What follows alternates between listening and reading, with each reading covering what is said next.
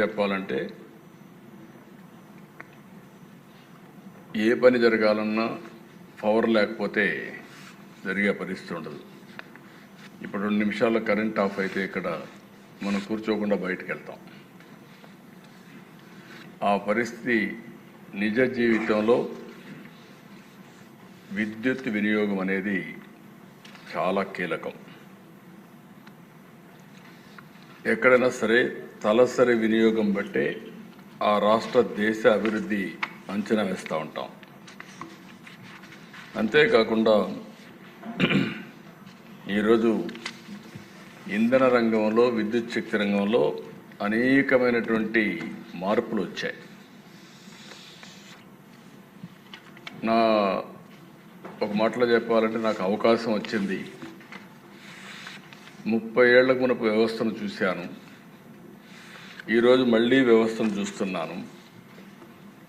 ఈ కీలకమైన వ్యవస్థ పైన వివిధ రంగాల్లో జరిగినటువంటి విషయాలు కూడా మనం సమీక్ష చేసుకుంటే చాలా విషయాలు మనకు అర్థమవుతున్నాయి. ఎందుకంటే ఈరోజు దిశ మాకు ఒకప్పుడు నార్ల తాతారావు ఉండేవాడు హైదరాబాద్. కంపల్సరీగా ప్రతి ఒక్క ఎమ్మెల్యే కూడా అక్కడికి వెళ్ళి ఆయన కలిసి మాకు పంప్ సెట్ కావాలి, చిన్న చిన్న విషయాలు అడిగేవారు. దానికి ఆ రోజుట్లో మనం చూస్తే నాకు చాలా జ్ఞాపకాలు ఉన్నాయి. ఇవన్నీ ఇంకా ప్రగాఢంగా.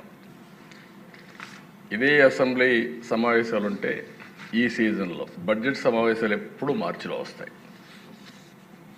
మార్చిలో అగ్రికల్చర్ పీక్ వస్తుంది. ఆ సమయంలోగా నీళ్లు లేకపోతే పొట్ట మీదకి వచ్చిన వరి ఎండిపోతుంది. ఇంకక్కడి నుంచి హార్ట్ బర్నింగ్ ఎంత ఉంటుందో మనం అర్థం చేసుకోవాలి రైతుల్లో. మాకు నర్రా రాఘవరెడ్డి అని ఒక ఎమ్మెల్యే ఉండేవాడు, కమ్యూనిస్ట్ పార్టీ సిపిఎం. ఆయన నల్గొండ నుంచి మనుషుల తోలుకొచ్చేవాడు. మేము అసెంబ్లీలో ఉంటాం, వాళ్ళు విద్యుత్ సౌద ఎక్కడైతే మీకు ఐడియా ఉంది సోమాజిగూడలో పెద్ద గొడవలు జరిగేది. ఒక స్టేజ్కి ఎంత ప్రెషర్ ఉందంటే నేను ముఖ్యమంత్రిగా వీళ్ళు చేసే గొడవలను నిన్నాక నేరుగా అసెంబ్లీ అడ్జర్న్ చేసి నేరుగా హెలికాప్టర్ వేసుకొని పొలాల్లో ఎండిపోయిన పొలాలు చూసి మళ్ళా వచ్చి అసెంబ్లీలో సమాధానం చెప్పిన రోజులు. ఒక జవాబుదారితనం ఇక్కడుండే ఎమ్మెల్యేస్ గుర్తుపెట్టుకోవాల్సిన అవసరం ఉంది. ఓసారి దిశ కరెంట్ అనేది ఒక నిత్యావసరం, అందరికి అత్యంత అవసరమైనప్పుడు కూడా ఊర్లో నేను చూసేవాడిని. ఎప్పుడో కరెంట్ వచ్చేది, ఇమ్మీడియట్గా సైరన్ కొట్టేట అందరూ పరిగెత్తేవాళ్ళు. ఎందుకో మోటార్లు వేయడానికి. వీళ్ళందరూ మోటార్లు ఆన్ చేసేవాళ్ళు, సగం కాలిపోయేటివి. ఆల్ ఆఫ్ సడన్ అన్ని మోటార్లు ఆన్ చేస్తే లో వోల్టేజ్ వచ్చి మోటార్లన్నీ కాలిపోయేటివి. నాకు ఇప్పుడు కూడా నా కళ్ళల్లో జ్ఞాపకం ఉంటుంది. 2011-12 ప్రాంతంలో నేను పాదయాత్ర చేశాను. నడుచుకుంటూ పోతుంటే రాత్రి 12 గంటలు 1 గంటకు ఆ ప్రాంతంలో నిజామాబాద్లో ఒక ఊర్లోకి వెళ్ళాను. దారిలో పోతా ఉంటే రోడ్డు మీద కూర్చొని చలిమంట వేసుకుంటున్నారు. జనవరి ఫిబ్రవరికి అంతా మీకు ఐడియా ఉంటుంది.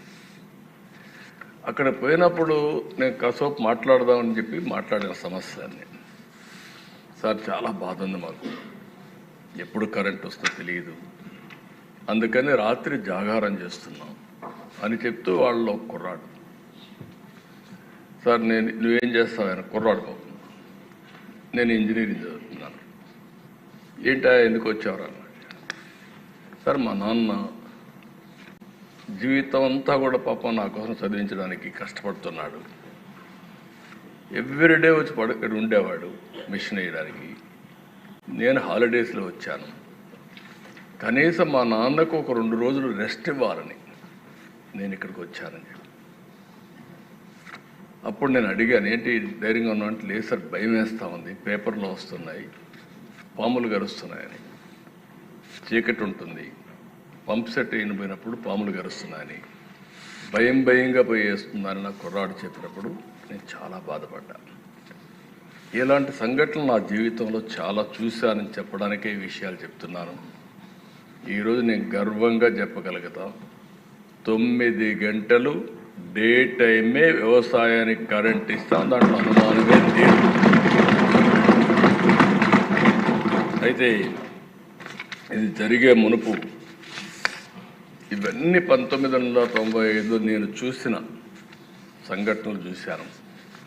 తర్వాత కూడా వ్యవస్థ నేను ఇక్కడ మీరందరూ గుర్తుపెట్టుకోవాల్సిన 3 విధాలుగా మీరు చూస్తే, నా అనుభవంతో అంత నువ్వు కూడా నేను రాజకీయాల్లో ఉన్నాను, కానీ కీలకంగా ముఖ్యమంత్రిగా ఉండి నిర్ణయాలు చేయడం, పబ్లిక్ పాలసీ ద్వారా ఏ విధంగా ముందుకు పోతాం చేశాం. ఫస్ట్ టైం నేను 95లో ముఖ్యమంత్రి అయ్యే నాటికి నేను చెప్పిన సినారియో జరుగుతూ ఉండేది. ఆ రోజు 10-15 గంటలు కరెంటు కోతలు ఉండేటివి. ఇంకొక పక్కన ఇండస్ట్రీ కూడా వచ్చేది కాదు. మీ దగ్గర కరెంటే లేదు, ఇండస్ట్రీ వస్తే ఎట్లా పెడతారని చెప్పి చాలామంది వచ్చేవాళ్ళు కాదు. డ్రింకింగ్ వాటర్ కూడా కరెంటు కావాలి కాబట్టి ఈ సమస్యలు వచ్చేటివి. అవన్నీ చూసిన తర్వాత నేను ఒకటే నిర్ణయం చేశాను, అన్నీ ఆలోచించాను. అడ్మినిస్ట్రేషన్ కూడా ప్రిమెచ్యూర్ అడ్మినిస్ట్రేషన్. నాకు ఇప్పుడు కూడా జ్ఞాపకం, కరెంటు బిల్లు ఏ విధంగా ఇస్తారంటే అప్పట్లో ఒకడు మన ఇంటికి వచ్చి మీటర్ రీడింగ్ తీసుకుంటాడు.